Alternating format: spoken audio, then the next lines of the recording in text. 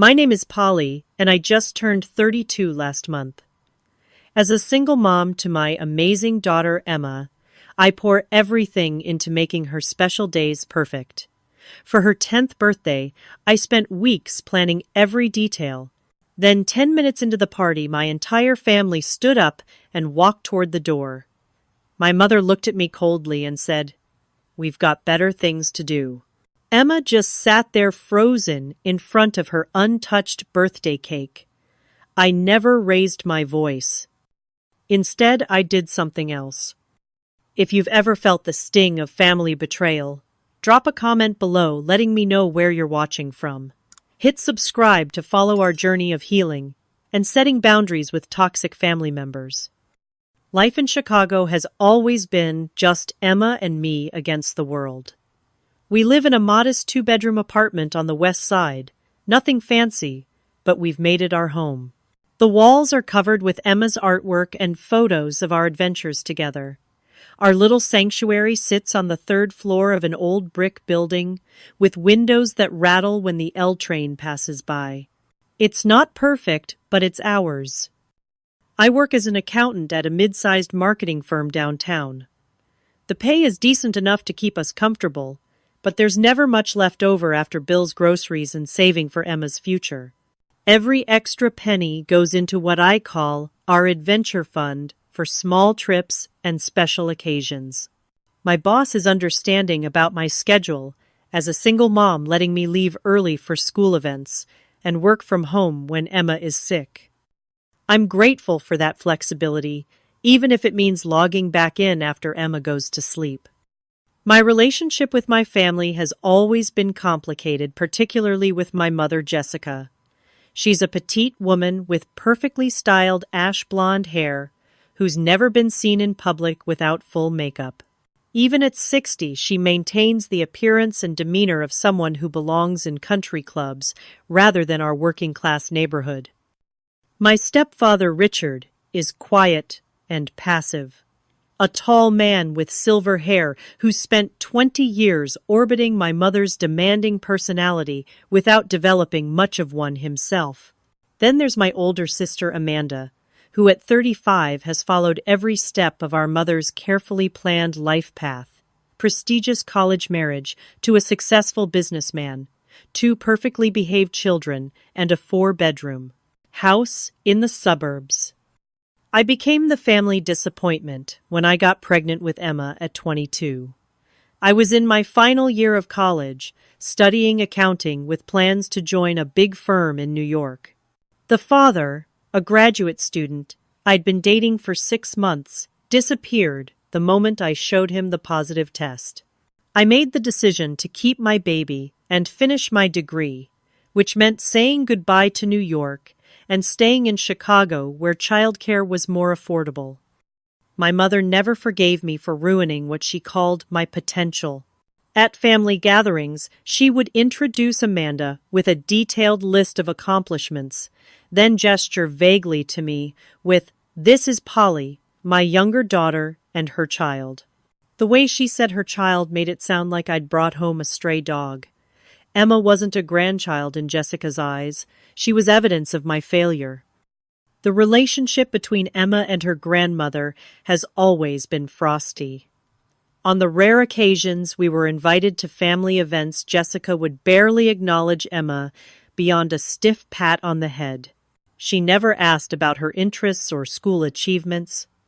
Birthday and Christmas gifts were impersonal items that often seemed recycled from Amanda's children's discards. Emma, sensitive and perceptive, even as a little girl, started asking questions when she was around 7. "Why doesn't Grandma want to play with me like she does with Cousin Lily?" she asked, after a particularly painful Thanksgiving, where Jessica spent an hour helping Lily with a craft project while ignoring Emma's attempts to join. I've spent years trying to mend these family fractures.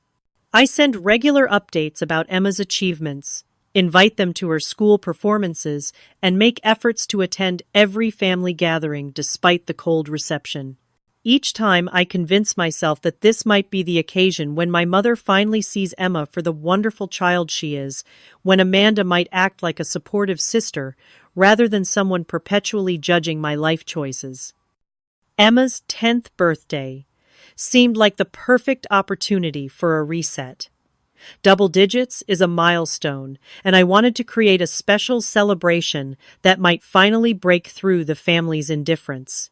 I started planning 3 months in advance, saving a portion from each paycheck for decorations, food, and a special gift. Every night, after Emma went to bed, I watched cake decorating tutorials online, practicing until I could create the unicorn design she'd been dreaming about. I hand-wrote invitations for Emma's friends from school and sent digital ones to my family members. I cleaned our apartment top to bottom, rearranged furniture to create space for games, and spent hours hanging streamers and blowing up balloons. The refrigerator was stocked with ingredients for homemade pizza that the kids could assemble themselves, and the pantry filled with snacks that matched the rainbow unicorn theme. For weeks before the party, I carefully mentioned to Emma that Grandma, Grandpa, and Aunt Amanda might be busy trying to prepare her for potential disappointment. But inside, I held on to hope that they would show up, that they would see this important day as a chance to be the family Emma deserved.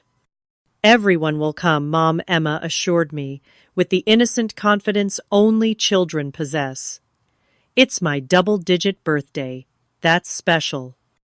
I nodded and smiled, not wanting to dampen her excitement, but a knot of anxiety formed in my stomach. I knew my family better than she did. Still, I wanted to believe she was right. Maybe, just maybe, this time would be different. The morning of Emma's birthday dawned bright and clear, a perfect Saturday in early May. I woke up early to put final touches on the decorations before Emma was awake. Rainbow streamers crisscrossed our living room ceiling, unicorn balloons bobbed gently in every corner, and a handmade Happy 10th Birthday Emma banner stretched across one wall. The cake was safely hidden in the refrigerator, my hours of practice having finally resulted in something I was proud of. When Emma finally emerged from her bedroom, rubbing sleep from her eyes, her face transformed with wonder. She ran through the apartment, touching decorations and squealing with delight. She threw her arms around my waist and squeezed. "This is the best birthday ever already, Mom," she declared. The pure joy in her voice made all the late nights worth it. As the clock ticked toward party time, my anxiety grew. I checked my phone repeatedly for messages from my family. Nothing. I had sent reminder texts the night before but received no confirmation they were coming. Emma was too excited to notice my nervousness as she changed outfits 3 times before settling on her favorite blue dress with silver stars. The first guests arrived at 1 o'clock sharp. Emma's friends, bearing brightly wrapped presents and excited chatter. By 1:15, most of the children were there, along with a few parents who had decided to stay. The apartment was filled with laughter and the kind of joyful chaos that comes with excited 10-year-olds. 1:30 came and went. No sign of my family. The knot in my stomach tightened. Emma kept glancing at the door between games, her smile faltering slightly each time. At 1:45, my phone buzzed with a text from Amanda running late. Traffic. I knew her house was only 20 minutes away, and traffic on a Saturday afternoon was minimal. It was an excuse, but at least it meant they were coming. At 2 o'clock, a full hour after the party started, there was a sharp knock at the door. Emma raced to answer it, her face alight with anticipation. There stood my mother, Jessica's stepfather, Richard, and sister Amanda, none of them making any effort to look pleased about being there. My mother's lips were pressed into a thin line. Amanda was checking her watch, and Richard seemed to be studying the hallway carpet with great interest. "You're here!" Emma exclaimed, reaching out for a hug that my mother sidestepped, patting her shoulder instead. Happy birthday, Jessica said, flatly handing Emma a small gift bag that looked suspiciously like one I'd seen at Amanda's daughter's birthday last month. Amanda thrust forward a clumsily wrapped box, while Richard nodded and mumbled something inaudible. I ushered them in, trying to mask my disappointment at their attitude with hospitality. Thank you for coming. We have plenty of food, and the kids are about to make their own pizzas. Jessica surveyed the decorations with a critical eye. Very colorful, she said, in a tone that made it clear this wasn't a compliment. Amanda smirked and whispered something to our mother that made her nod knowingly. The three of them settled stiffly on the edge of the sofa, declining offers of food and drinks. They didn't interact with any of the other guests, not even the parents I'd introduced them to. Emma tried to show her grandmother the science award she'd won at school the previous week, but Jessica barely glanced at it before turning to say something to Amanda. 10 minutes after their arrival, I announced it was cake time. The kids gathered excitedly around the table as I carried out the unicorn cake I'd worked so hard on. I was placing it in front of Emma when I noticed movement from the corner of my eye. My mother had stood up, followed by Amanda and Richard. "Where are you going?" I asked, confusion clear in my voice. "We haven't done cake or presents yet." Jessica adjusted her purse strap on her shoulder. "We've seen enough. We've got better things to do with our Saturday than watch children scream and make messes." The room fell silent. Even the children seemed to sense something was wrong. Emma's hand, which had been reaching for the cake knife, froze in midair. "Mom," I said quietly, conscious of the other parents watching, "this is Emma's special day. Can't you stay just a little longer?" Amanda stepped forward. "We gave her presents. We showed up. That's more than you deserve, considering how you've embarrassed this family." I felt heat rising to my face. Embarrassed the family. By what, raising a kind, smart child on my own? "We've given you chance after chance to get your life together," my mother hissed, lowering her voice, but not enough that others couldn't hear. "This," she gestured around dismissively, "at our home is not what we expected from you." Richard, saying nothing as usual, moved toward the door. Amanda followed, then turned back with a smug expression.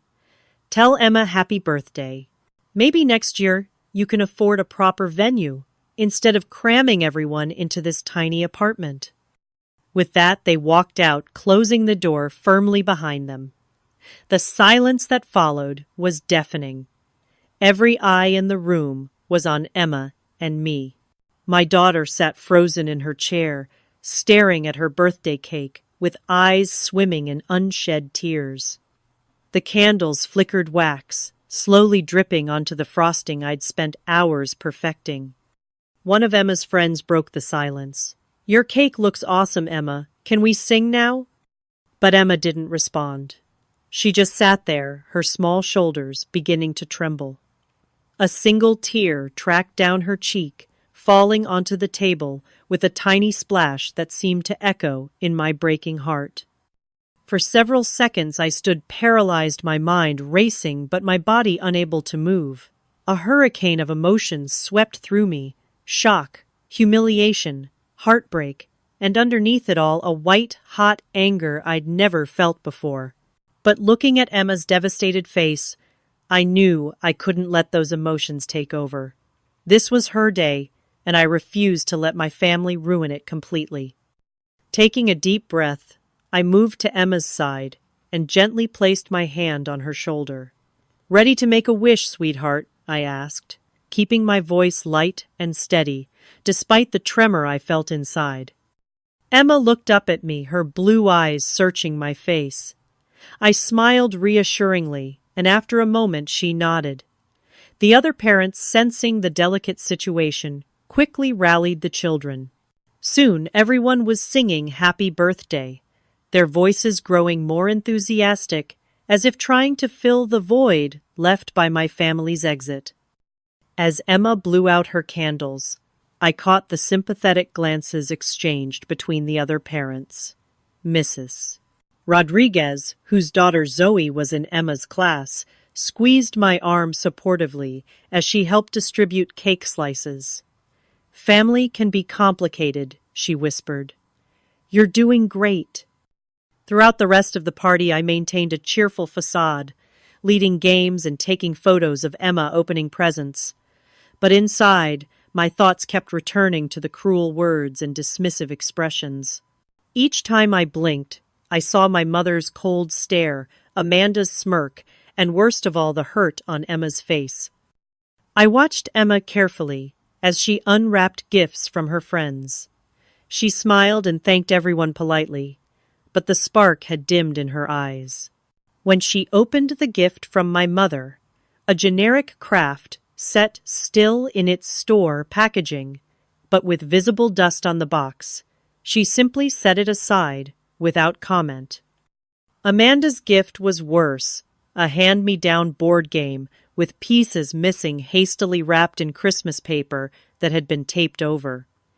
Emma recognized it immediately as one her cousins had outgrown years ago. She placed it with her mother's gift and moved on quickly, but I saw the slight tremble of her chin. As the party wound down and parents began collecting their children, I overheard snippets of concerned conversation. "Did you see how they just walked out? Who does that at a child's birthday?" While part of me appreciated their indignation on our behalf, another part felt deeply ashamed that my family drama had become public spectacle. By 4:30, all the guests had left, except for Zoe, whose mother had offered to help clean up. Emma and Zoe sat quietly on the couch, looking through a book Zoe had given as a present. As Mrs. Rodriguez and I gathered wrapping paper and plastic cups, she asked gently, "Has your family always been like that?" The question broke something open inside me. In a hushed voice, careful that Emma couldn't hear, I told her about my family's ongoing rejection, how they'd skipped my college graduation because Amanda's husband had gotten concert tickets, how when Emma was born, my mother waited 3 weeks to visit, stayed for 20 minutes, and never held her granddaughter, how every achievement of mine was diminished while Amanda's were celebrated. "They've never accepted my choices," I concluded, twisting a garbage bag closed with more force than necessary. "But to hurt Emma like this, I've always hoped they'd at least be kind to her, even if they couldn't be to me." After Mrs. Rodriguez and Zoe left, Emma curled up on the couch, hugging a unicorn plushie one of her friends had given her. The apartment felt suddenly too quiet, the cheerful decorations now seeming hollow and forced. "Want to watch a movie, birthday girl?" I asked, trying to salvage what remained of her special day. Emma looked up, her expression serious beyond her years. "Mom, does Grandma hate me?" The question hit me like a physical blow. I sat beside her, pulling her close. "No, sweetie, Grandma doesn't hate you. She's just—" I struggled to find words that would explain without causing more pain. "Is it because I messed up your life?" Emma continued, her voice small. "I heard Aunt Amanda say that once." Anger flared again, hot and fierce. "Emma Rose Thompson, listen to me," I said firmly, turning to look directly into her eyes. "You are the best thing that ever happened to me. You didn't mess up anything. You made my life better in every possible way." "Then why don't they want to be at my party?" Tears welled in her eyes again. I took a deep breath. Sometimes adults have problems that have nothing to do with children, even when it seems like they do. Grandma and Aunt Amanda have always had trouble accepting that people can be happy with different kinds of lives than what they imagined. That's their problem, not yours, and definitely not something wrong with you. Emma leaned against me, silent for a long moment. "I don't think I want them to come next year," she finally said. "That's okay," I assured her, stroking her hair. We can have parties with just people who truly care about us. That night, after tucking Emma into bed with extra stories and cuddles, I sat alone among the remnants of the party. The anger I'd suppressed all afternoon surged through me, along with an iron resolve I'd never felt before. For years, I'd tolerated my family's treatment, always making excuses, always hoping for change.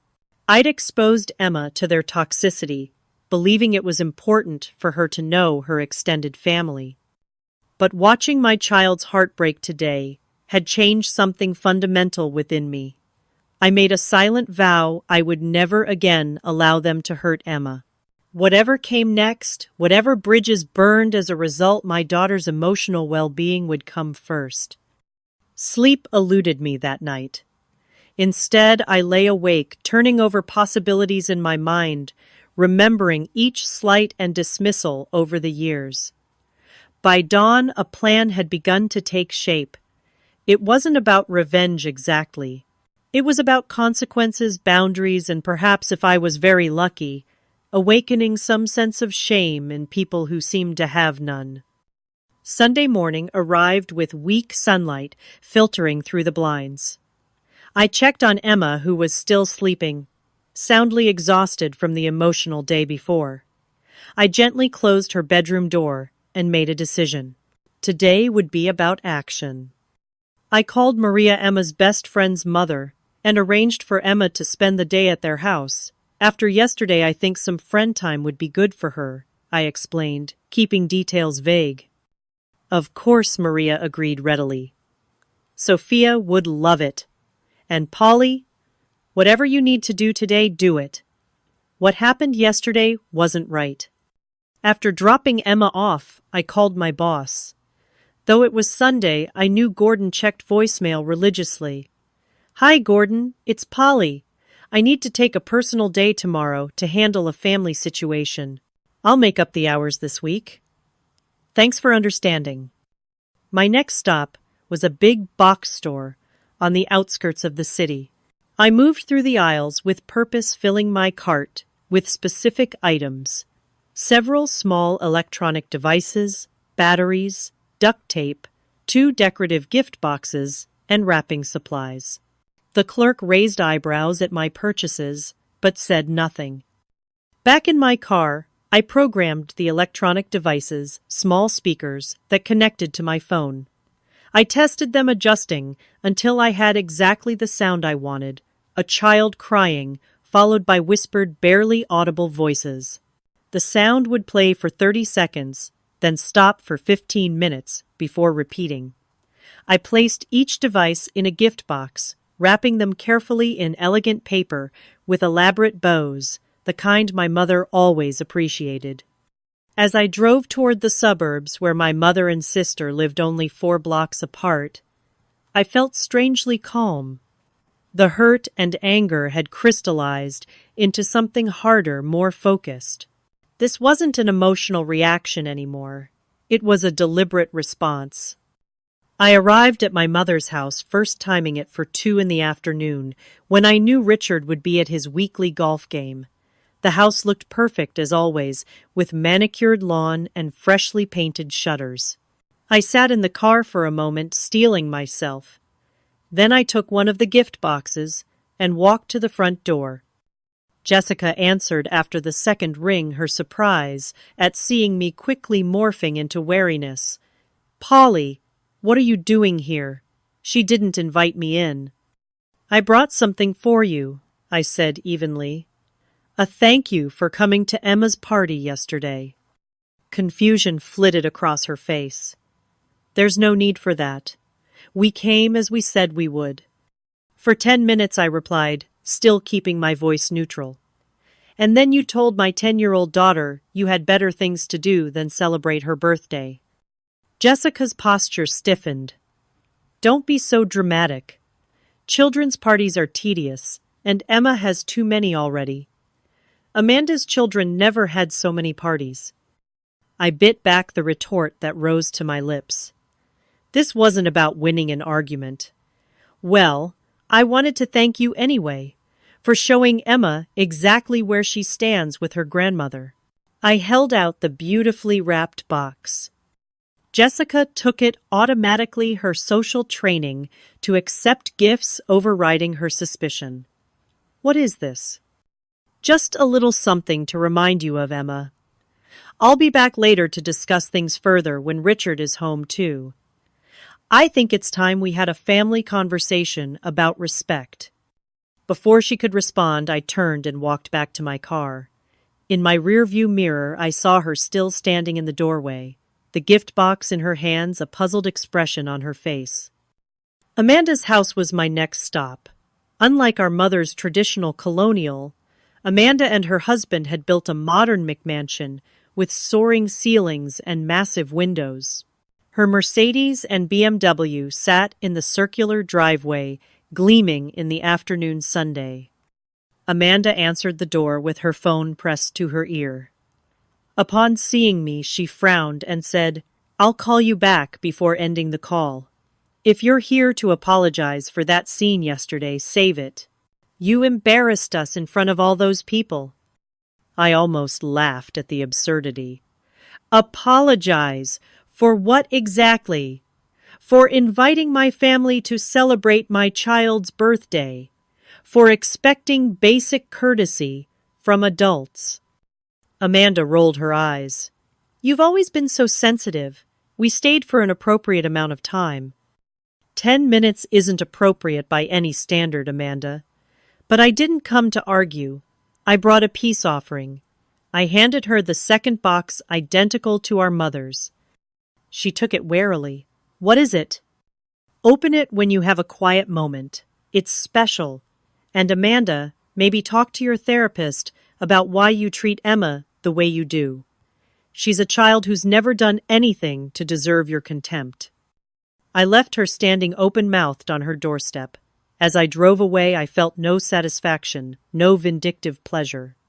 Just a calm certainty that I was finally standing up for my daughter, and by extension for myself.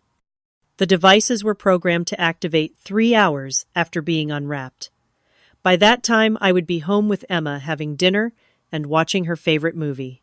And my mother and sister would begin experiencing the consequences of their actions in a way they couldn't ignore or dismiss. Every 15 minutes, somewhere in their houses, they would hear the sound of a child crying, followed by whispers too quiet to make out clearly. The devices were small enough to be difficult to locate, especially after I disguised them inside decorative trinket boxes that matched both women's home decor. They ran on batteries that would last for days, and I'd secured them closed with strong adhesive. It wasn't about revenge. It was about making them hear what they had caused a child's distress. The distress they had so casually inflicted and then walked away from. That evening, as Emma and I made cookies together, she seemed lighter, the shadows from yesterday fading somewhat. "Did you have fun with Sophia today?" I asked, helping her measure vanilla extract. "Yeah, we built a huge fort, and her dad ordered pizza." She carefully dropped cookie dough onto the baking sheet. "Mom, I've been thinking about Grandma and Aunt Amanda." My heart clenched. "What about them, sweetheart?" Emma pressed a chocolate chip firmly into a cookie. "I think they must be really sad people. Happy people don't make other people feel bad." "Out of the mouths of babes." I hugged her, close, flour dust and all. "You know what, I think you're absolutely right. And that's very wise of you to understand." As we sat down to watch Emma's choice of movie that evening, my phone began to buzz with texts from my mother. I silenced it without reading them. Tonight was for Emma. Tomorrow would be soon enough to deal with the consequences of my actions. By Monday morning, I had 17 missed calls and over 30 text messages from my mother and sister. I scrolled through them as I made breakfast for Emma, watching the progression from confused to angry to desperate. "Polly, what is in this box? Is this some kind of joke? There's a strange noise in my house. What did you do? This isn't funny.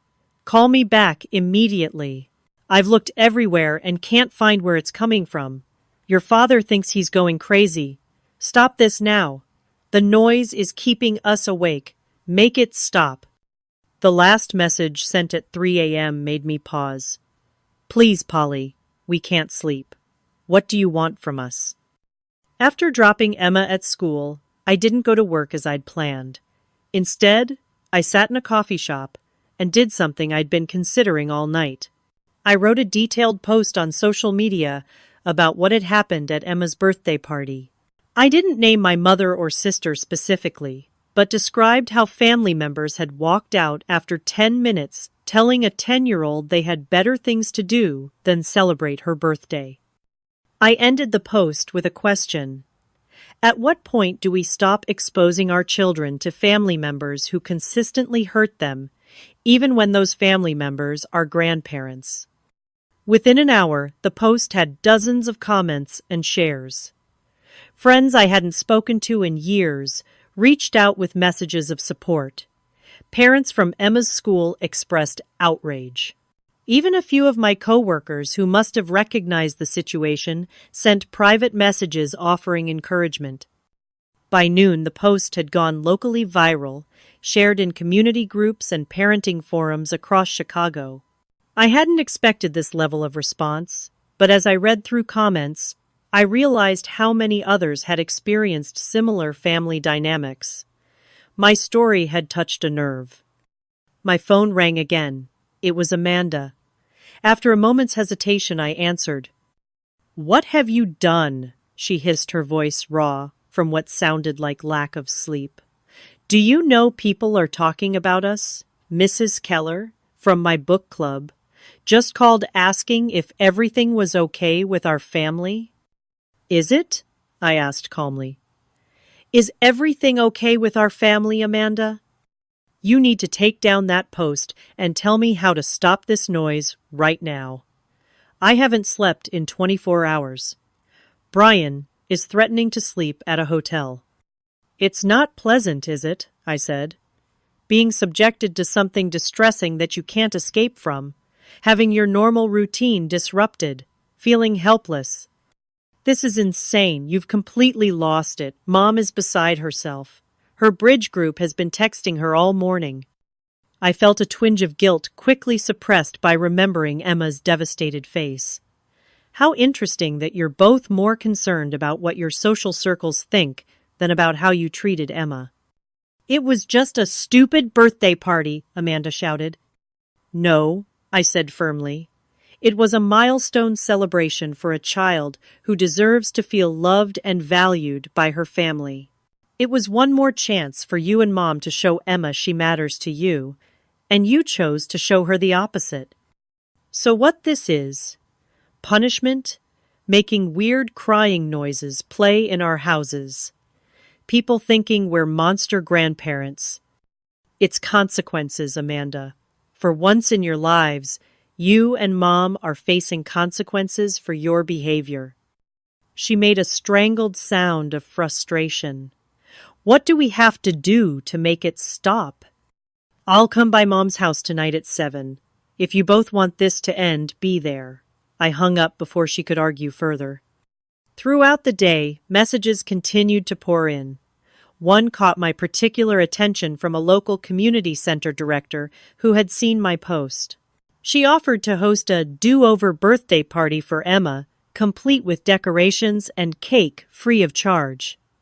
"Every child deserves to feel celebrated," she wrote. "We'd be honored to help make that happen for your daughter." I was typing a grateful reply when another call came through.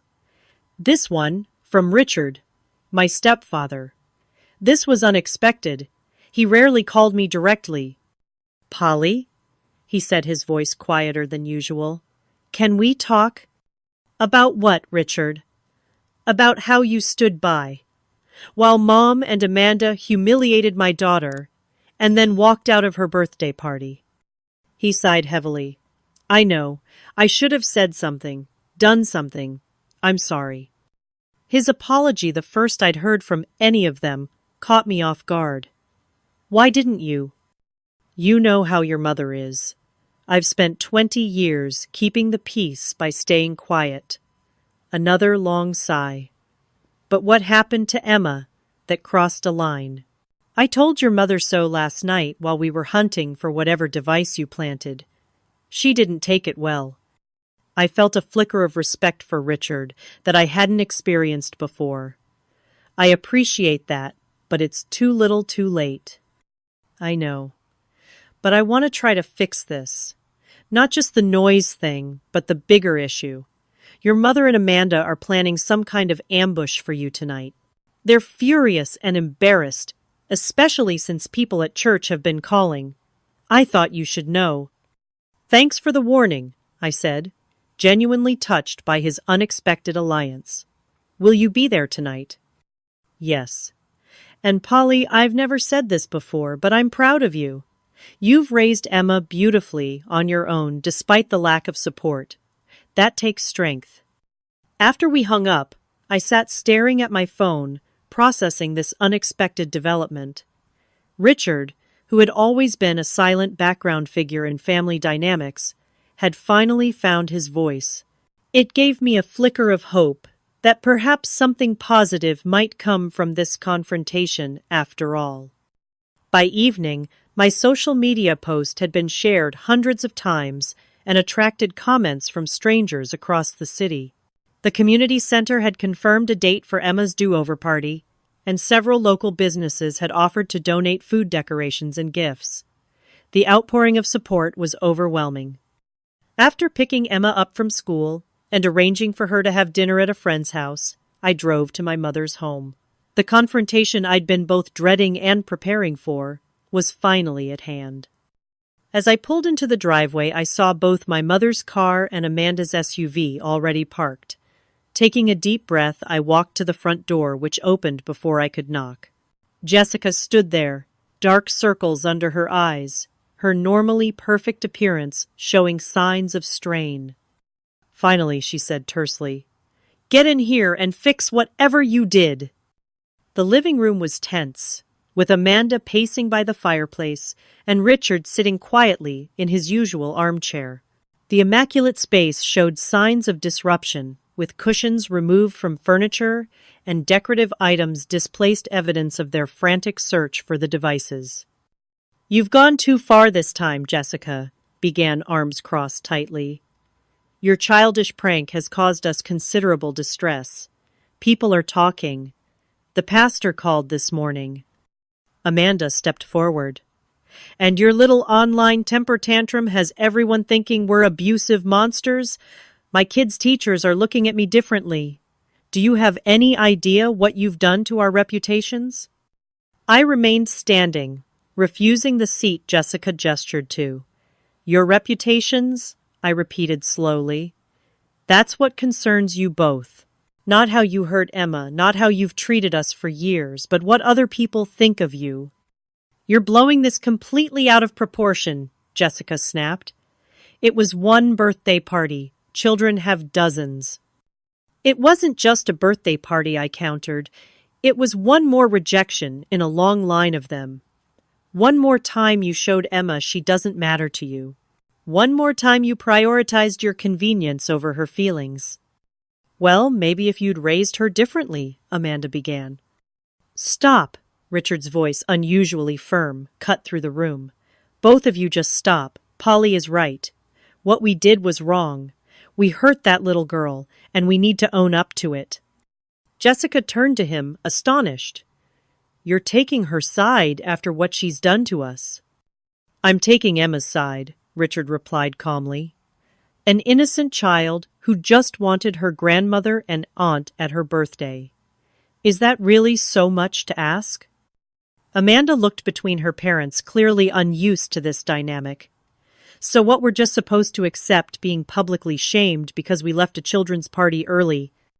"You didn't just leave early," I said, feeling suddenly weary of their inability to understand. "You made a point of announcing you had better things to do than be there for Emma. You did it in front of her friends. You belittled our home, our celebration, and worst of all, you hurt a child who loves you, despite how little you've given her." For the first time, Jessica seemed to falter uncertainty, crossing her features. We didn't mean to hurt Emma specifically, she said, her voice less certain. You just didn't think about her at all.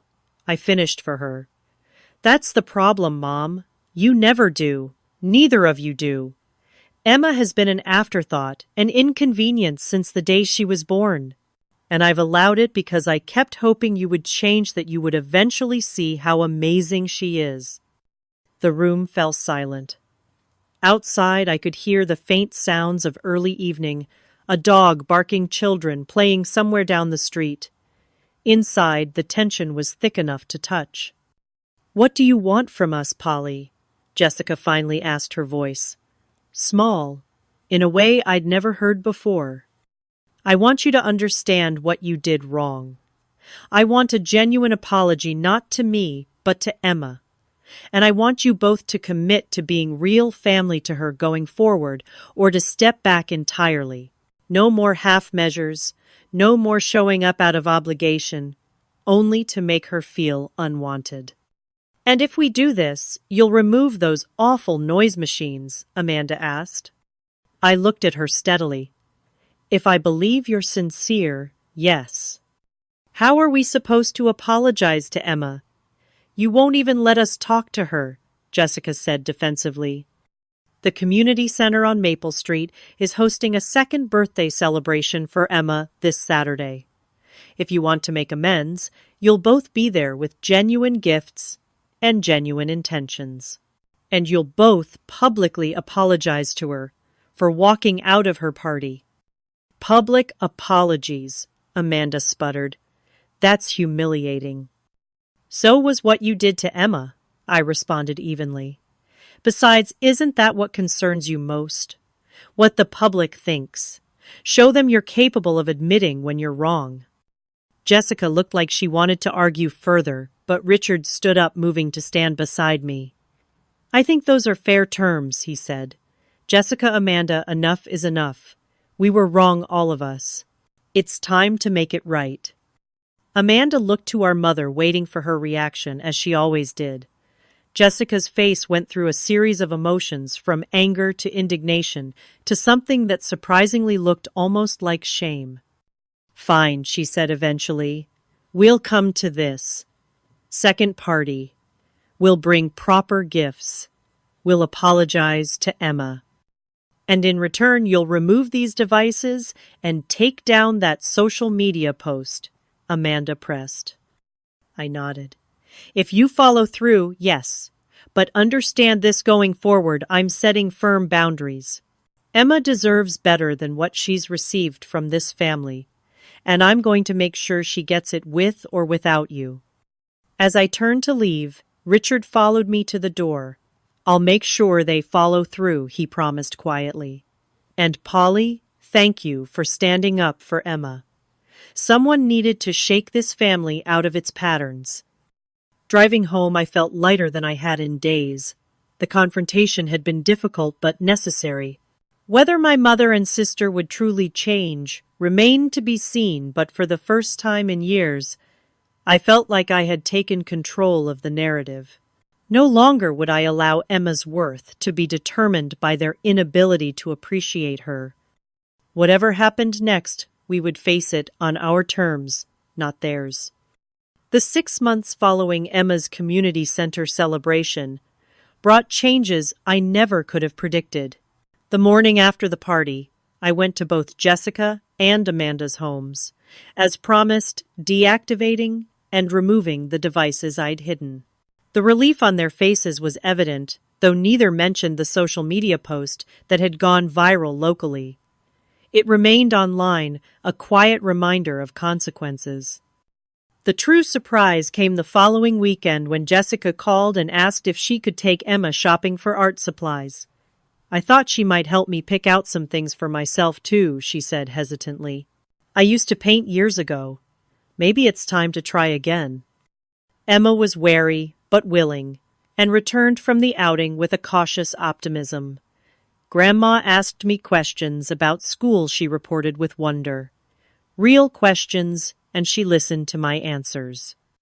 That small beginning evolved into a standing monthly art session at Jessica's house, where grandmother and granddaughter explored watercolors and acrylics side by side.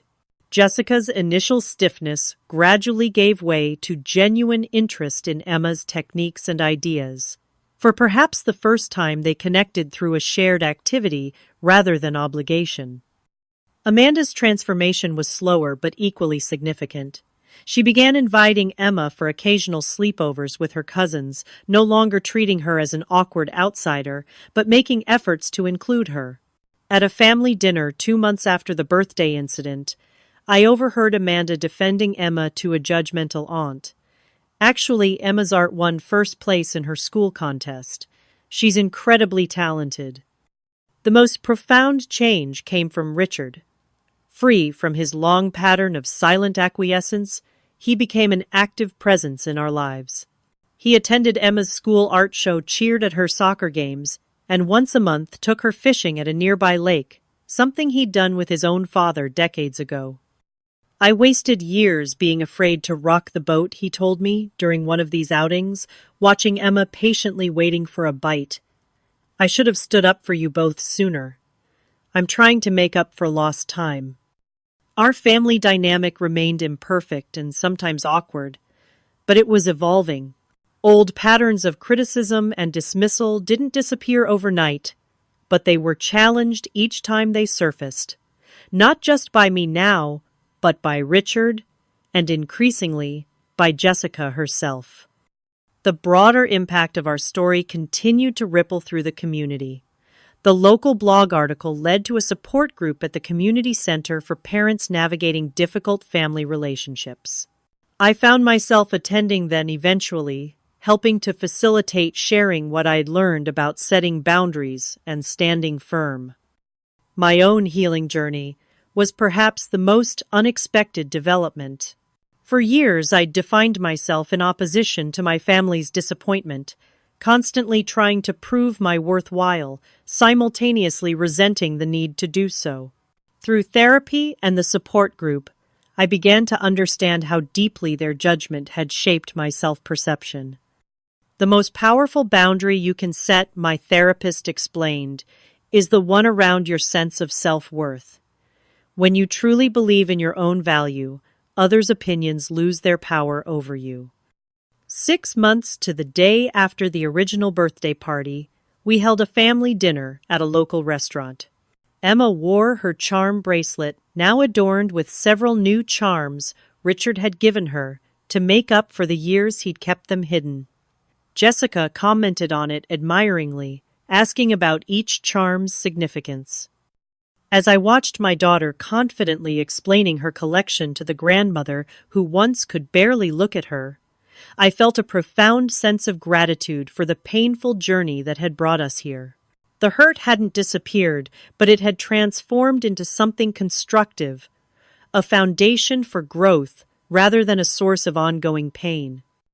Later that evening, as Emma and I walked home through the park, she asked a question that stopped me in my tracks.